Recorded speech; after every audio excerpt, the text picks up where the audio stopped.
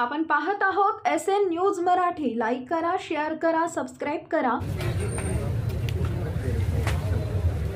तर आज या ठिकाणी आपल्या सांगोला तालुक्याचे नूतन आमदार डॉक्टर भाई बापसाहेब देशमुख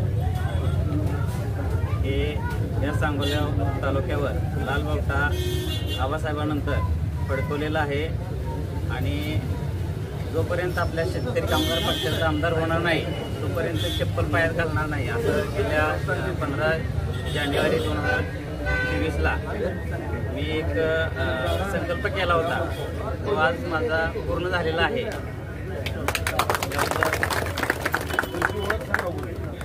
मी शिवाजी अप्पा राजगे, गाव बागलवाडी, तालुका सांगोला। मी प्राथमिक शिक्षक आहे। माझ्या शाळेचे नाव जिल्हा परिषद प्राथमिक शाळा काकडे।